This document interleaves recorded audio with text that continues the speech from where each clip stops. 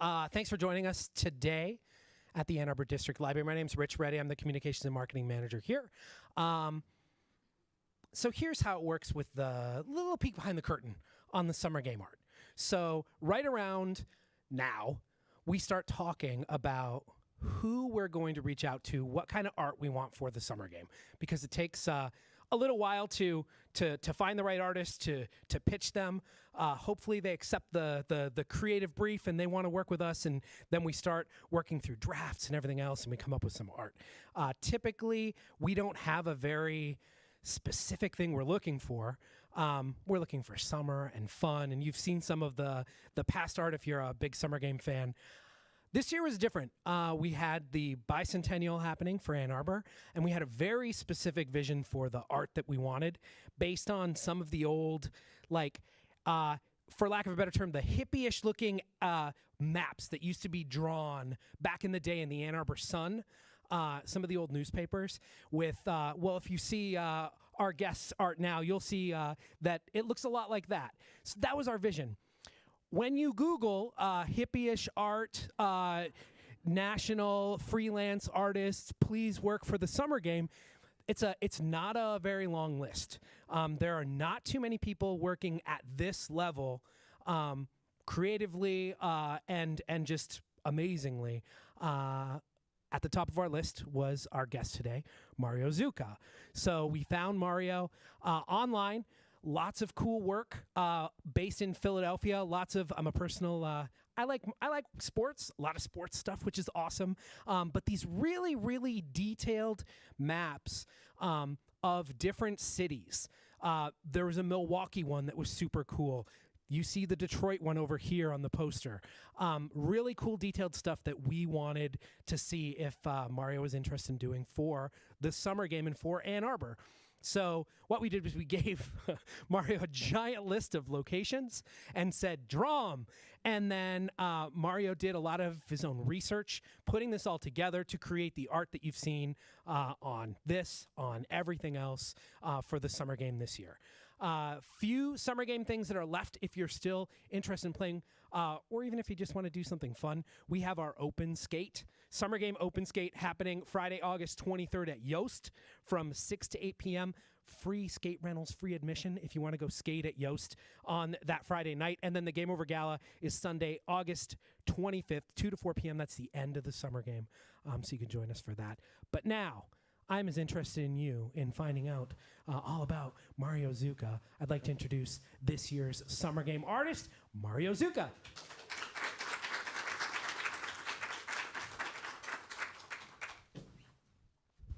Hi, everyone.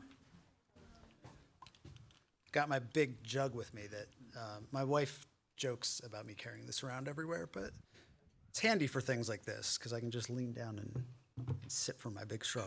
This is named Jug, by the way, so say hi to Jug. All right, so I should have probably practiced it. Is it the, okay, cool. I just want to say thank you for the introduction and thank you to Rich for inviting me to be here today and like he talked about, for bringing me on to this project in the first place. It was really fun to get to create this graphic and learn a lot about Ann Arbor's history. You know, a lot of the things in the image are historical references. They aren't there anymore. At least I don't think there's a bank with a train sticking out of it anymore in downtown. But anyway, so I had a ton of fun. I also just wanted to say thank you to the whole design team here at the AADL for not just using that graphic, but all the different little spot illustrations that we kind of pulled out from it and isolated. Basically, they took all this stuff I drew and applied it to all the collateral and advertisements and stuff, and they made it all look very cool. So thank you to them for all their hard work too. So I was trying to land on a theme for my talk today because I didn't want to just stand up here and talk about my favorite 15 or 20 projects. I was hoping you all could leave with some thoughts or some pointers on things that you might do creatively.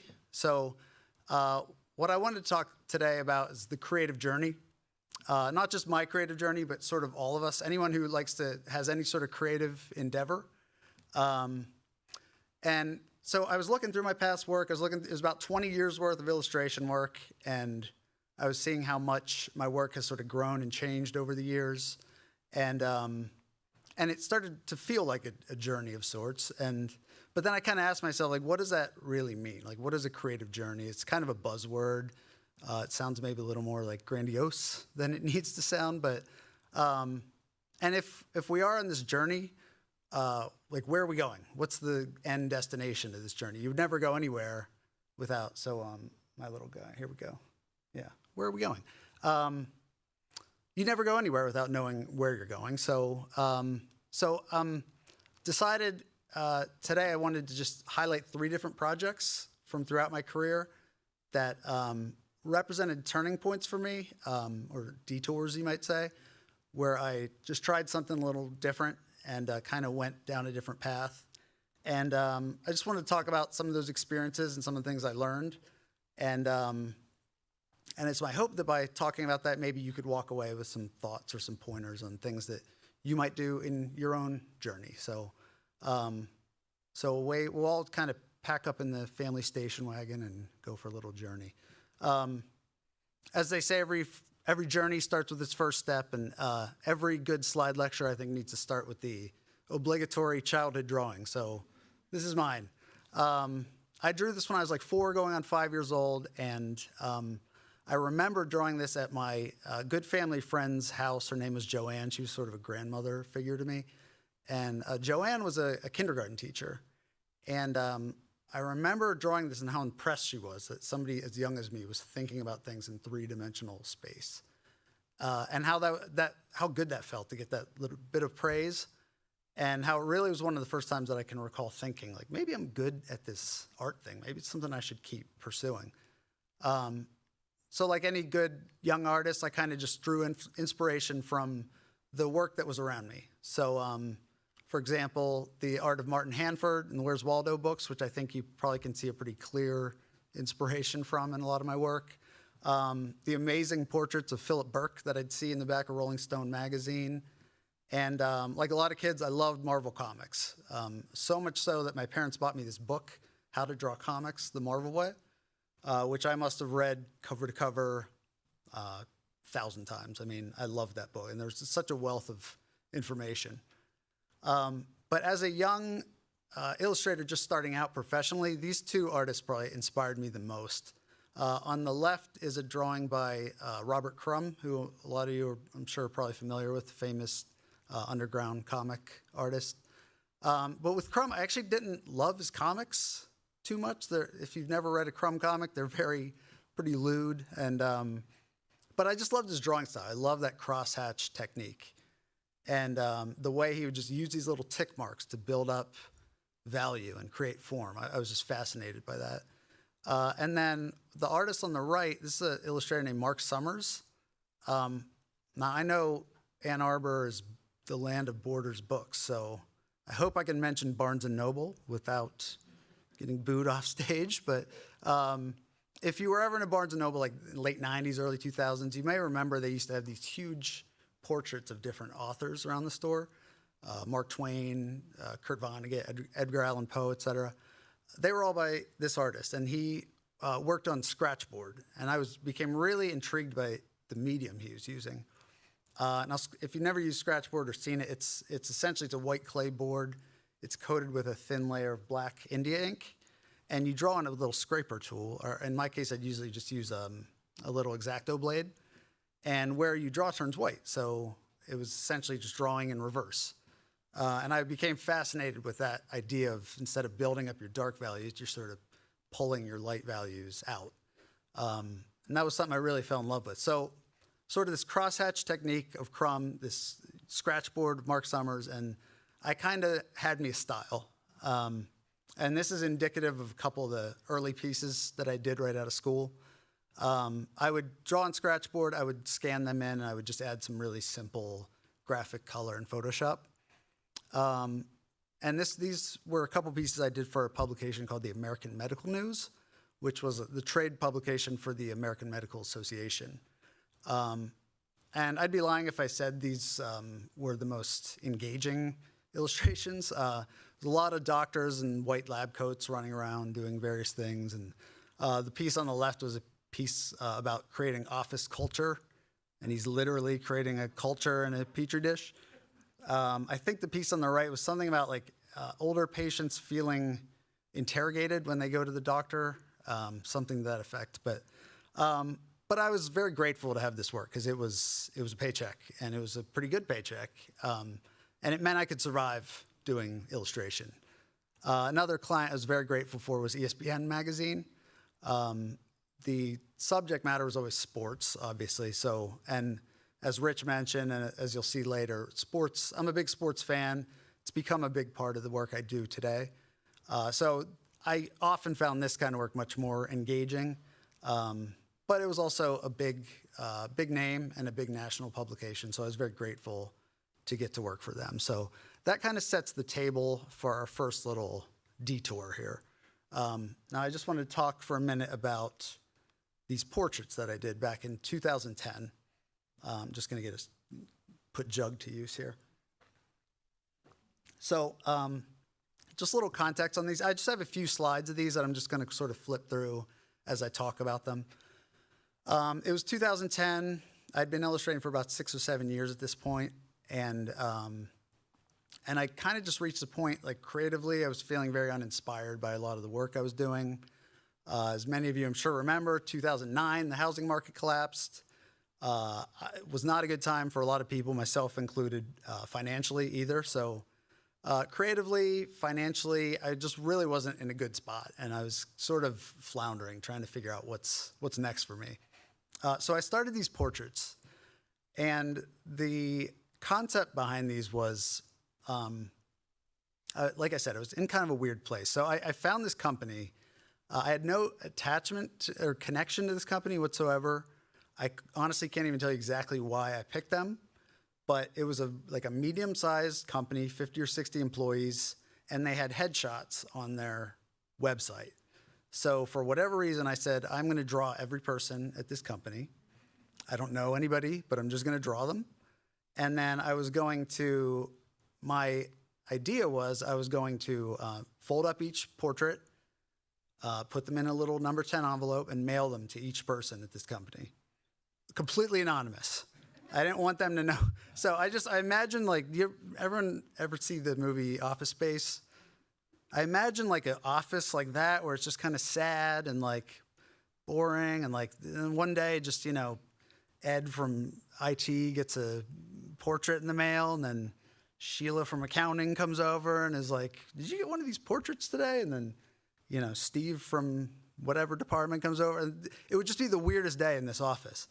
Well, my girlfriend at the time, who's now my wife, in part because she has much more sense and self-awareness than I do, told me that what I was planning to do was really creepy and that I should not mail these poor people anonymous portraits because I'm not a stalker, and I'm not, I don't want them to think they have stalkers rather. So I didn't mail them. Instead, I ended up having a little show of these in a small gallery in Pittsburgh back when I used to live there. And so you tell me, I don't know which is worse, mailing anonymous portraits to people or hanging them on a gallery wall for people to gawk at. 6 of one, half dozen the other, right? Anyway, so this was an important series for me for a few reasons. One, it was literally the first time in years I had drawn anything just for fun, just for me.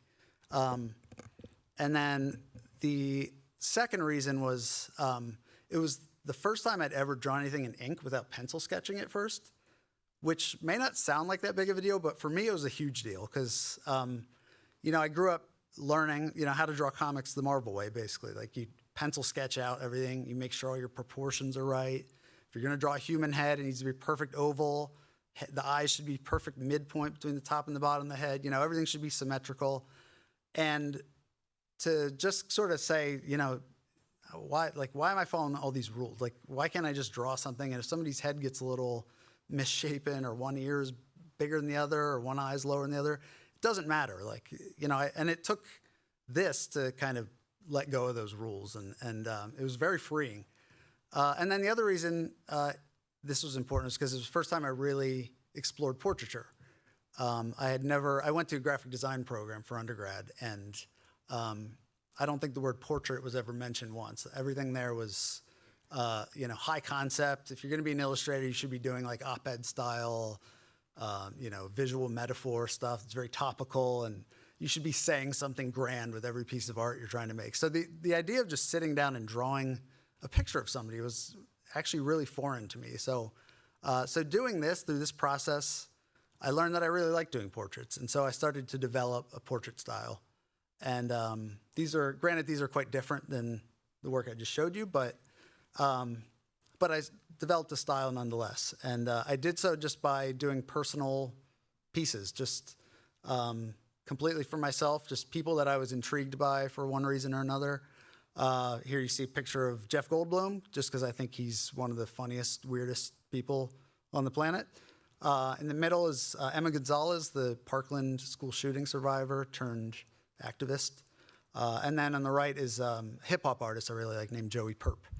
So these are just a few of those portraits. And as I did enough of these, enough people saw them that I actually started to get some professional work to do portraits. For example, this is a collection of portraits that I did for a website called The Ringer, which is now like a full podcast media company, but they still run features. And new comic will have a new stand-up special out or a new movie coming out, and they'll need portraits. And I became one of the artists that they would go to from time to time to create portraits. And then eventually that led to this project, which was really fun. I was contacted by the parent company that owns the Philadelphia Flyers, who also own the arena that the Flyers play in, the Wells Fargo Center, that the Flyers and the 76ers play. And they were renovating the club level, and they were looking for some portraits of like Philadelphia-based athletes and performers. And they tapped me to create them. And so I got to actually go to a Flyers game and see my portraits on these big, really cool digital display boards in the club level of the Wells Fargo Center at the Casamigos bar. So if you're ever there, you'll see some of my work. All right, so detour number 2. And this is kind of my foray into maps. So a little context on it. This is the first map I ever did, Philadelphia, which makes sense. I'm from there. I drew this in 2014. And just a little context on sort of what compelled me to do this. I credit a couple illustrators with getting me interested in maps. First is this guy on the left is a guy named John Roman. And he's an illustrator I met back in around 2011. So just to rewind real quick again, I had mentioned 2010, I was kind of floundering, trying to figure out what's next. 2011, I actually went back to school and I joined the University of Hartford's MFA in illustration program. And a big part of that program was we would have lecturers come in and share their work, much like I'm doing today. And John was one of those artists, and John is a Massachusetts-based map illustrator. Like that's his thing. That's how he sort of identifies. And I was really intrigued by John and his work because here's a guy who sort of found this niche market of maps. And I, to that point, had never really thought about my career that way. In fact, I kind of actively fought against finding a niche. I was sort of a jack of all trades, master of none kind of illustrator. Because I was afraid finding a niche meant you're going to get stuck doing, that's all you can do the rest of your career, and you can never change it up and do anything new. So I had this fear of that. But here was John, who was doing really cool work that he seemed to really enjoy, and that intrigued me. And then this artist on the right, this is actually a piece by an artist named Aaron Michon. And Aaron posted this in around the time I was wrapping up grad school, like 2013, 2014.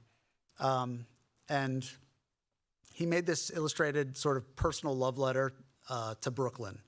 And he posted it as a Kickstarter campaign. He was trying to get it made into a print that he could then sell.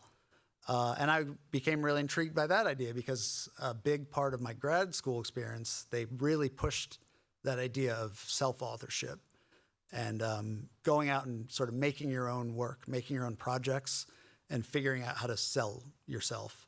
And here was a guy who was doing that. And so that really intrigued me. So I thought, well, if Aaron can sort of do this personal sort of love letter to Brooklyn, I can do one of Philly in my style. And so that's what I did. And I turned it into a print, as you see I have over there at the table.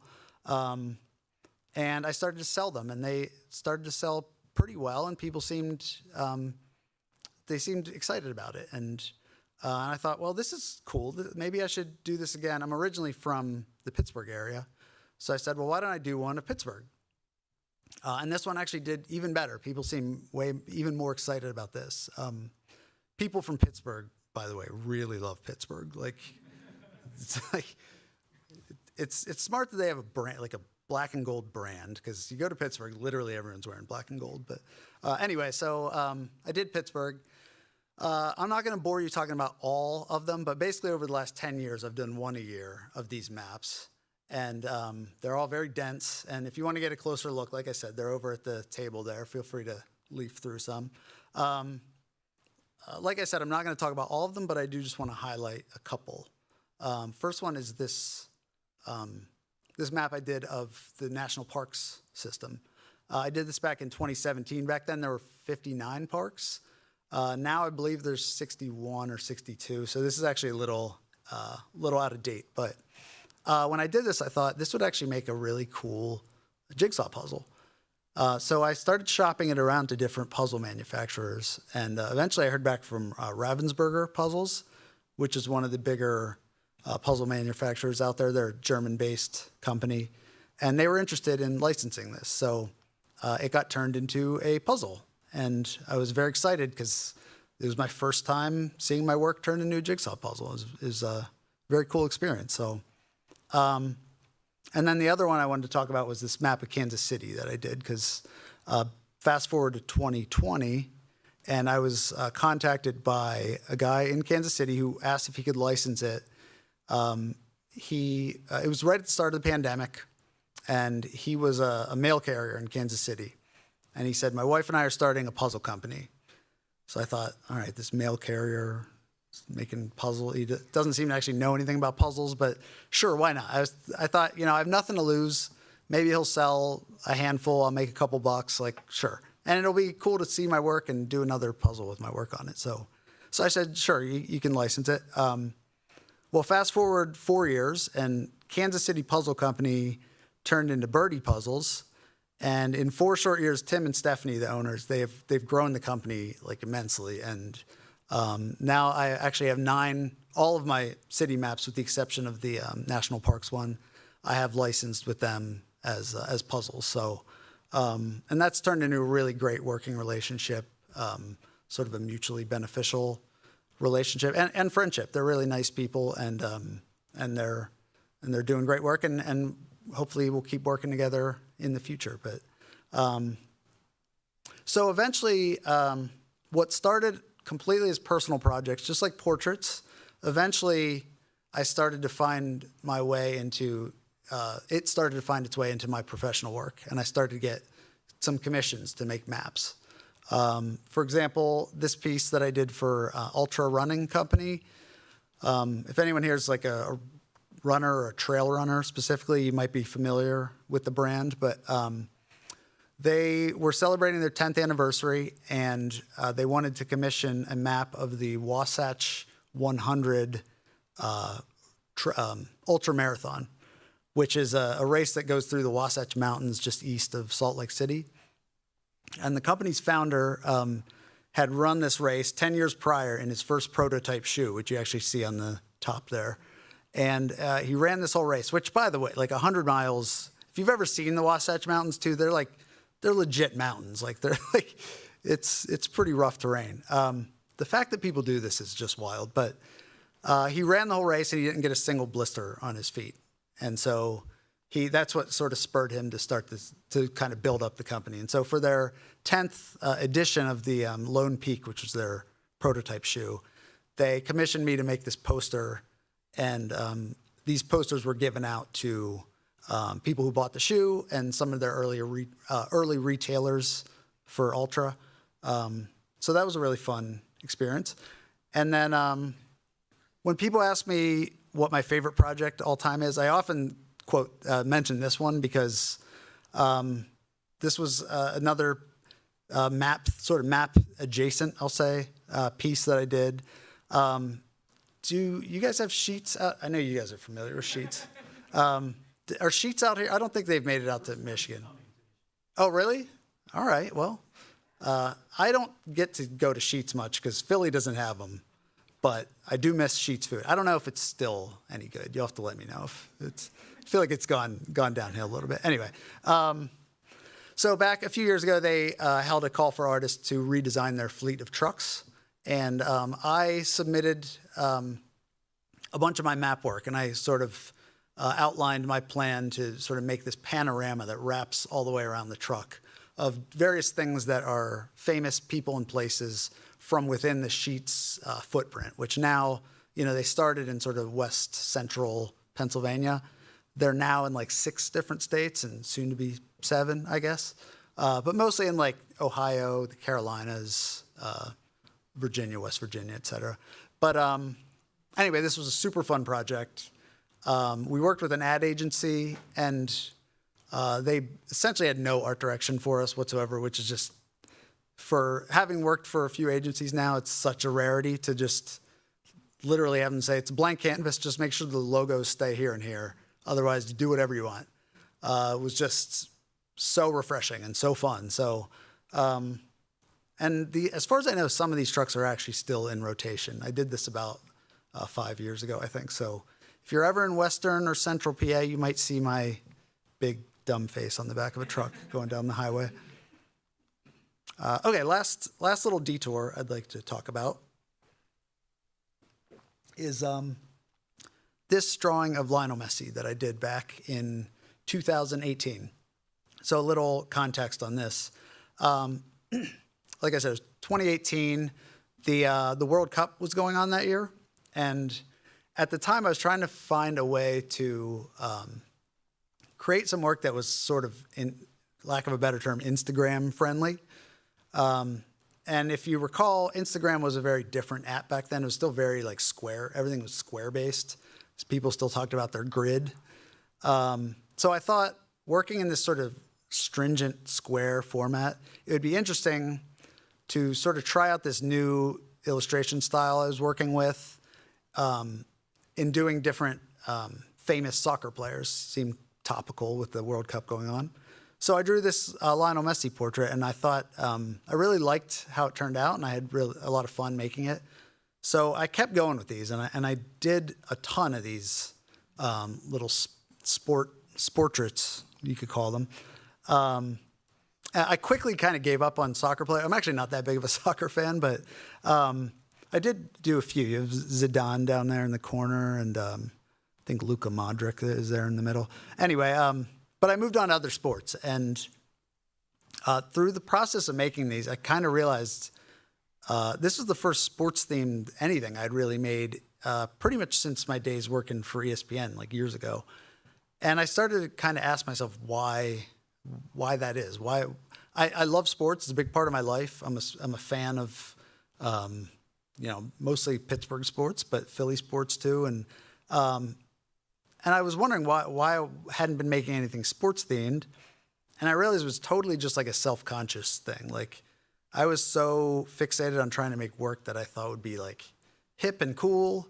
And in the art world, like, sports isn't always cool, and I guess I thought people would think I was like a lunkhead or something. I don't know. I was sort of self-conscious about my love of sports. So through doing this, I kind of realized, like, this is silly. Like, I love sports. I should make things that are sports themed. So, by the way, this section might bore anyone who's not a sports fan here, but so I started another sports series, and I called these, for lack of a better term, SPOMOs, which was short for sports moments, which is kind of what it sounds like. It's famous moments in sports, sort of distilled down into just these little quiet vignettes. And I thought it was an interesting, unique way to kind of re-envision some of these famous moments. And they range everywhere from the really memorable moments, like the Miracle on Ice, to the not so memorable, the butt fumble. Anyone who's a football fan here is familiar with the time that Mark Sanchez literally fumbled the ball off of his lineman's rear end. But doing these also gave me a chance to play around with some animation. So I started to make some of these move. And they're very crude, basic animations, but I'm still making things move and having a lot of fun with it. And I'll let you sort of digest a few of these. Well, so yeah, so I was having so much fun with these, and similar to portraits and similar to maps, eventually I started doing enough sports stuff that it started to find its way into my professional work, and it wasn't just personal projects anymore. For starters, I realized with those sports portraits, if I just tile a bunch together, it would actually make a pretty cool puzzle. So I did that, and I shopped it to Ravensburger, and they loved it, and they wanted to license it, so I had another puzzle with them. And then, interestingly enough, what I started those portraits to do, which was to draw a bunch of famous soccer players, I actually got to finish by the time the next World Cup rolled around 2022, but this time I actually got paid to do it, so it was pretty cool. This was a project that I did with, it was sort of a cross-promotional thing with Crayola, Fox Sports, and the U.S. national soccer team. They contacted 4 different artists to use Crayola products to decorate soccer balls. And then they filmed us in studio working on our soccer balls, and I think that should be next. This is 30 seconds behind, so. 4 passionate artists with a love of the beautiful game are showing off their creativity in a project in partnership with Crayola, US Soccer, and Fox Sports that celebrates the world of soccer and all of those who love and participate in this sport. Each ball features a unique design inspired by the key values of US Soccer: integrity, commitment, teamwork, and respect. The celebration will continue into next year, as one of those balls is going to be reproduced and sold as a lead up to next summer's women's tournament, with a portion of the proceeds going to charity. Hey everybody, welcome back to World Cup Tonight. World Cup coverage, and so that was very cool to see that. And then I was contacted by my hometown club that I unfortunately root for, the Pittsburgh Pirates. I say unfortunately because anyone who follows baseball knows they've been pretty awful for about 35 years now. But I still love them. Tiger can't change its stripes, right? So, but they contacted me to see if I would want to make a promotional graphic for one of their T-shirt giveaway games. So if you've never been to a game in Pittsburgh, by the way, it's a beautiful stadium. Highly recommend it. I'm biased, but I think it's the best stadium in the country. Anyway, so I got to make this shirt and about PNC Park, their stadium. And I got to actually go to the game. And this video was supposed to play, but I don't know what happened there. I wonder if I can click on it. Sorry about that. So there's no sound. It's just I got to go to the game and get assaulted by the pirate parrot, and I got to be on the big screen, and they put some of my work up there, and so that was cool. There's like nobody at that game, but that's par for the course with the Pirates. That's usually their general turnout. But anyway, so that was a really cool experience. Another cool job was this poster I got to do for the Eagles last football season. They started this series a few years ago, this artist poster series where they commissioned a different artist to do a poster for each home game. And then I actually got to go to the game and sign, I think it was 400 posters before the game, and they were all given out to fans.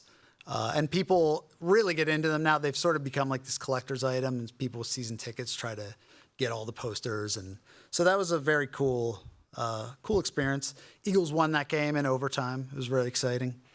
And then that went so well that the art director there actually reached out again toward the end of last year, and they needed some graphics for Swoop, their mascot, for his van.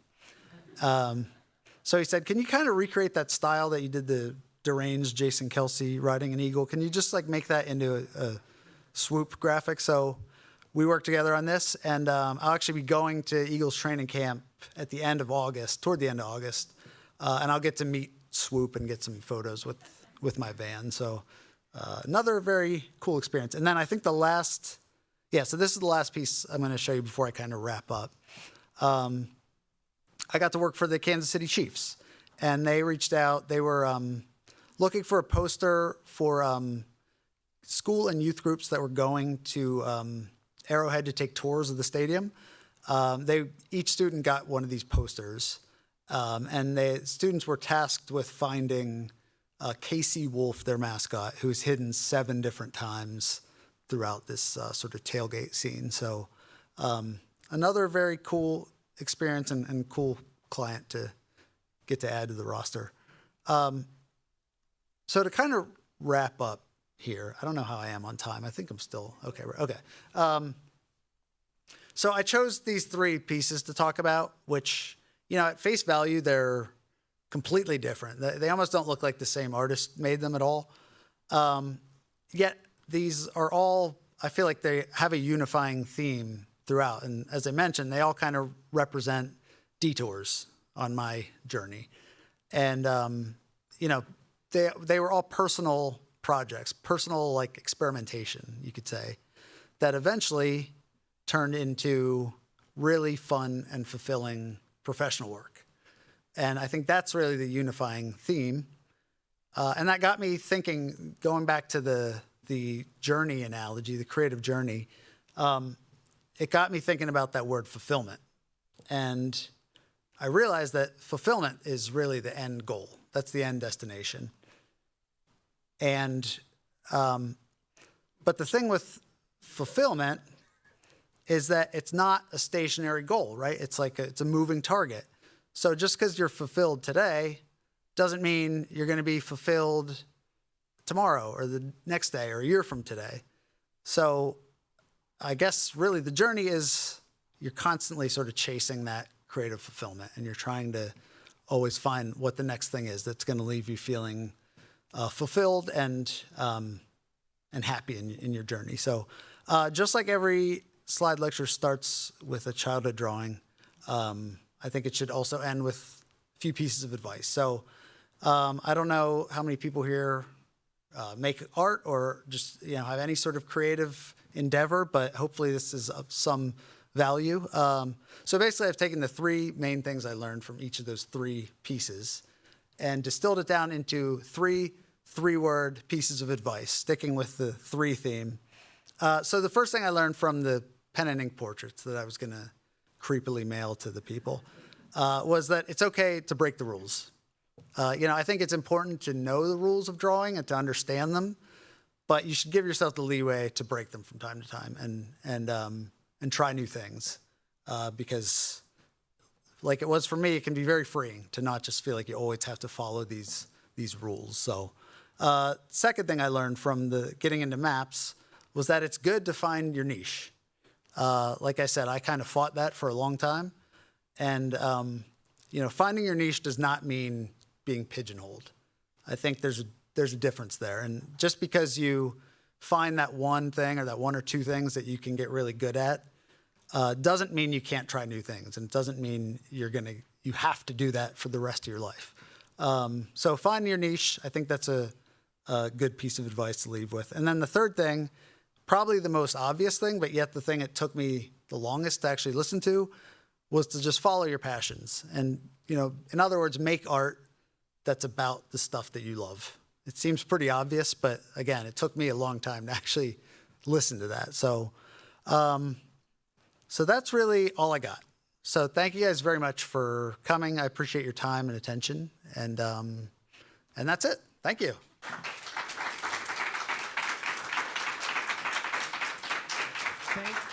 Thank you, Mario. We have some time for questions. If anybody has some questions about Mario's presentation or the summer game art, anything else, feel free to ask.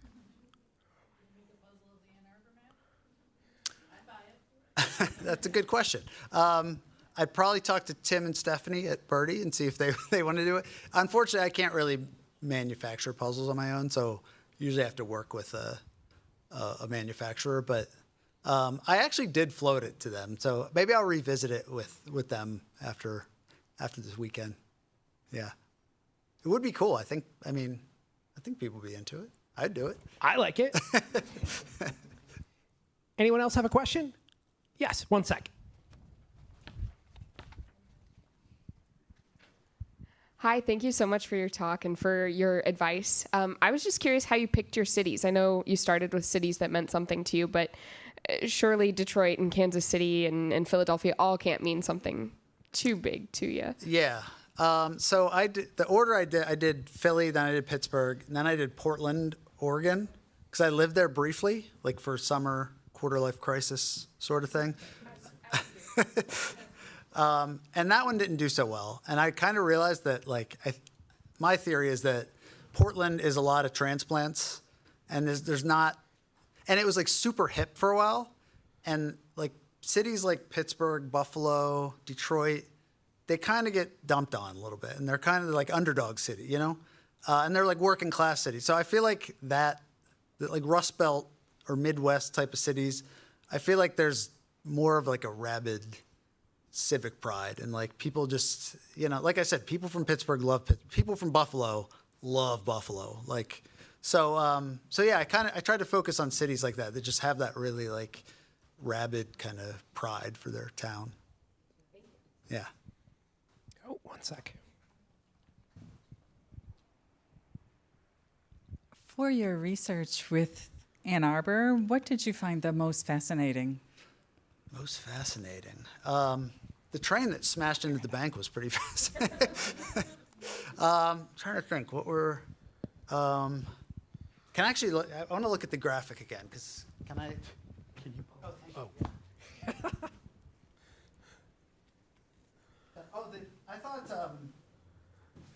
I thought the old streetcars were really cool. I just thought that there wasn't a whole lot of reference about them, but they were just they're beautiful.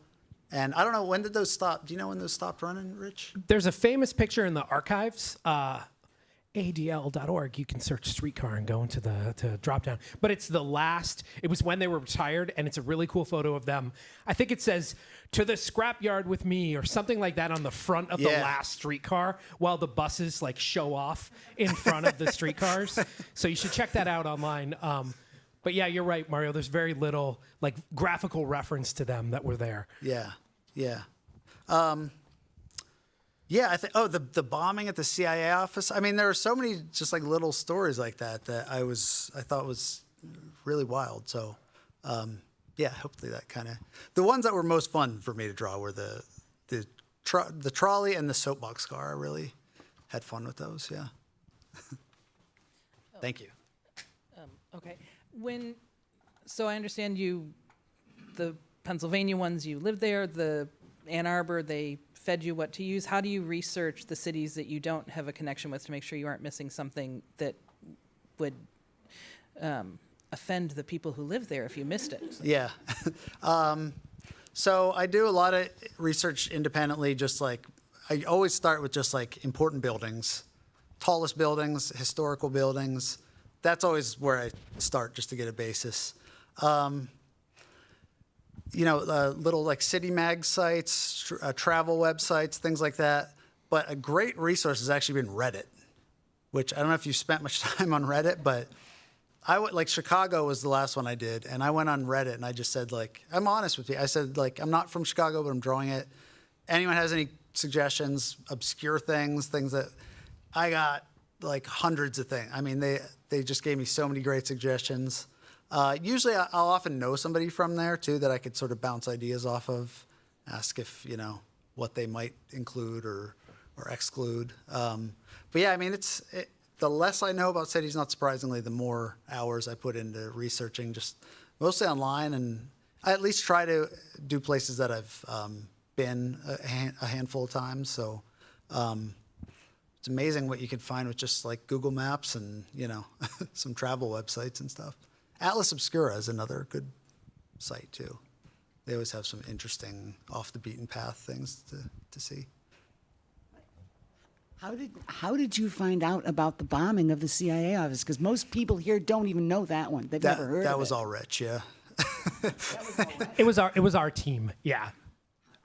And how did you know about it? Well, so more behind the scenes here. We worked with our archives team, who created. If you go into the summer game badges, everything's tied together. Some of the spot illustrations that Mario showed, we asked him to pull those out specifically to create all these other things. So this was all part of the plan. It all came together, and so that was one of it's. It was a wild time back then where. That's what got my attention because there was an art gallery in that same building. It was the first time in my life I'd ever had my art in an art gallery. And guess what happened? I lost all my artwork. If you look really closely to the very edge here, you could see a little piece of your art is way over. Oh, thank you. He's thorough. Mario's thorough. so much for your Wow, that's wild. That's enough to make you decide you should ever be an artist. The first time there's an exhibit you can buy. Speaking of detours, yeah. I got to see this guy. Most people don't know that. We have time for a couple more questions if anybody's got something. Yes. I was wondering what college you went to and what your favorite class was. So I went to Tyler School of Art, which is Temple University's art school in Philadelphia. And this is going to be really boring, but they only had, at my school, it was a graphic design program. They didn't actually have illustration, but they had illustration was the class. It wasn't editorial. It was just, they had junior illustration and senior illustration. So I took junior illustration. There was a teacher there, a guy named Dave Noyes, who used to be a pretty prominent illustrator back in the day. I took his class probably 4 or 5 times, just over and over again. Anyone else with a question? Yes. With regard to the sport ones, the Messi and all the following ones you made with all the sports, have you ever considered making postage stamps out of those? It would look like really cool postage stamps. Thank you. I had that same thought, and I would love to, but the Postal Service is a strange agency that I don't know who you talk to, but yeah, I actually mocked some up as postage. I did the little forever thing on them, and I think I tried to put it on Twitter or something. I tagged them, but nobody got back to me. So I said the same thing. I was like, these would make really cool stamps, but nobody seemed interested. So Anybody else with a question? Not a question, maybe something that the Ann Arbor community would love to have. Sure. There's one thing that Ann Arbor missed. There are 5 or 6 feisty wild turkey in North Campus. Yep. Yes. there's wild Do you turkeys. want to tell Mario this, the tale of the turkeys? Oh, I don't know about the tail, Okay. but I always see them in North Campus. There's always about 5 or 6 of them. Huh. Feisty. You don't go close to them. Well, I have all day tomorrow to just kind of walk around the city, so maybe I'll go to North Campus and go turkey spotting. I did want to know, you can see in the artwork there is a squirrel inside a souped-up shopping cart.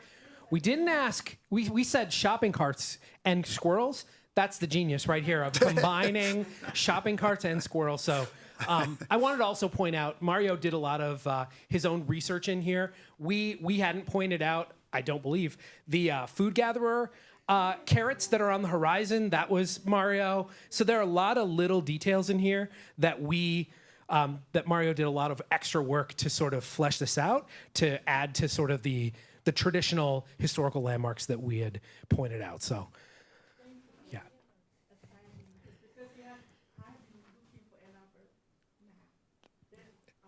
There are no good Ann Arbor maps, are there? There's one. There's one now. I was gonna say Not- good ones. Sorry, not Jeez. to scale. I should say not to scale. Not to scale. Thank you. We have time for one, unless I just keep talking. We have time for one more question. Okay, I'll ask it. What was your greatest challenge with this particular project? Honestly, I think your team helped so much with just, it's always nice when people can supply me with a lot of things they want to see. But isolating everything out turned out to be, I think when we had originally started discussing the project, it was like, we'll build it as separate little things. But in fact, it was just one. I realized in my process, it's easier to just sort of draw it as one graphic and then sort of after the fact go in and isolate stuff. Turned out that wasn't that easy. It was actually, it was a lot of work. So, because if, I don't want to flip all the way back through, but if you look at the spots, there's a lot of little added things, little clouds, trees, and things around the elements, because as you can see, it's very densely packed and things overlap a lot. So a lot of the things that when I went to isolate them, there was a lot of information missing because there was something overlapping it. So I kind of filled in a lot of the missing stuff. So yeah, that wound up being a long part of the process, but it was fun. I like how they all turned out as separate little illustrations. Yeah. I was on some of those emails. Thank you so much for joining us today, and thank you all for coming. Enjoy your time in Ann Arbor. I will, this weekend, and you have lots of places to visit. So awesome. Thank you so much for everybody for coming. Can we get the code on the screen one more time, please, for anybody who may have missed it? We have codes for all of our events. People take these points and get some of the summer game prizes, like I gave you. So here we go on the map. There's the summer game code, and then Mario's going to be here with examples of all this stuff for sale with puzzles and posters and everything else. If you want to come visit. Thanks so much. Have a good night. Thank you all for coming. This is great.